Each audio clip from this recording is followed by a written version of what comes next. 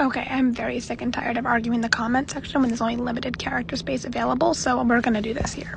You were trying to argue with me that HSV is different, and you're right, there are different forms of HSV. There's 8 different types of HSV, including things like chickenpox and mono are considered a form of HSV. The main 2 that everyone talks about is HSV-1 and HSV-2 because those are the ones that are transmitted either sexually or through kissing. So there is like a minor difference between HSV-1 and HSV-2, and that is location. HSV-2 almost exclusively lives on the genitals, but it can live on the oral, and HSV-1 mostly lives on oral, but can live genital. However, we're not discussing that in this comment section. We are only discussing HSV-1, which is why this is so confusing and so frustrating for me. You are trying to say that my HSV-1 is different because mine is genital and other people's are oral, and that is just not true. If me and the person who has oral cold sores both go get a blood test, it'll come back identical.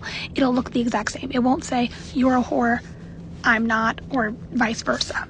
It appears the exact same on the test, and it also appears exactly the same on the skin. The only difference is the location.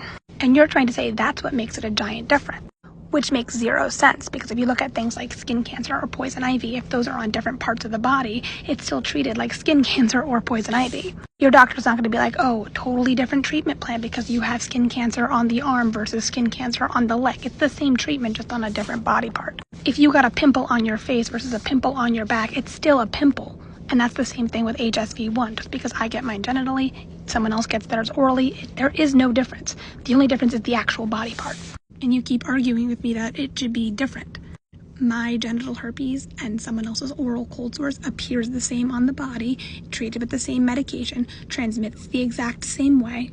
So where is the difference? Where is the difference? It's not even like you're trying to argue that HSV-2 is different than HSV-1, which it really isn't. It's not even like you're trying to argue that. You are legitimately trying to argue that HSV-1 in different locations are different. And your main argument is because you call these cold sores. But scientists don't call these cold sores. Scientists call these oral herpes or oral HSV-1. The only people who call these cold sores are the general public. And by that logic, if you have a friend named Christopher, you would think that they're a different person if you call them Chris, because that's a different name. I don't know, maybe you have an object permanence issue. I'm not one to judge on that, but just because it has a different name and someone calls it a cutesy name does not mean that it is at all different. There is no difference. I will no longer be arguing with you in that comment section just because it's not worth it.